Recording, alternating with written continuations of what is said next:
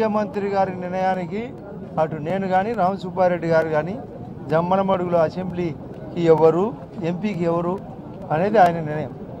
ఈ లోపల మేము మా యొక్క ముఖ్య నాయకులతో ఆల్రెడీ మేము మీటింగ్ పెట్టాం. మరొకసారి మీటింగ్ పెట్టిన తర్వాత 5-6 రోజులు వారం రోజుల లోపల ఒక అంశం కొలికొచ్చిన తర్వాత మధ్య సామరస్యంగా జరిగిపోతుంది. ముఖ్యమంత్రి గారు కూడా దాన్ని క్లియర్ కట్గా చెప్పడం జరిగింది. కాబట్టి మాకు ఎలాంటి అభ్యంతరం లేదు. మేమిద్దరం ఒక ఒప్పందానికి వచ్చిన తర్వాత అలాగే మా సమక్షంలో అటు రాయచోట్లో కూడా ఇక్కడ ఆర్ రమేష్ రెడ్డి గారు కానీ ఇక్కడ పాలకొండరెడ్డి గారి అబ్బాయి ప్రసాద్ కానీ వీళ్ళు కూడా అదే సిస్టానికి ఒప్పుకున్నారు. కోడూరులో కూడా అదే సిస్టమ్. కాబట్టి ఎక్కడైనా కూడా ముఖ్యమంత్రి గారి నిర్ణయానికి అందరూ నాయకులు కట్టుబాటుగా ఉంటామని మీ సమక్షంలో పదే చెప్తున్నాం. అయితే మీరు ఒప్పుకోవాలి. అది ఫస్ట్ మీరు ఒప్పుకుంటే మా వాళ్ళు అక్కడ ఒప్పుకుంటారు.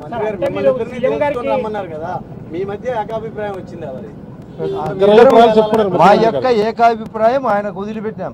Single decision.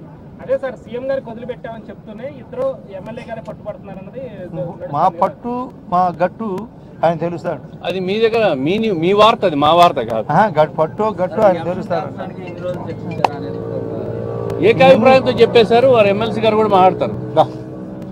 Vartavani news channel ఎప్పటికప్పుడు రాజకీయ, సినీ విశేషాలు, స్పోర్ట్స్ మరియు సాంకేతిక పరమైన మరెన్నో విషయాలను మన ముందుకు తెస్తుంది. మరింత సమాచారం కొరకు వార్తావాణి న్యూస్ ఛానల్ ని సబ్స్క్రైబ్ చేయండి.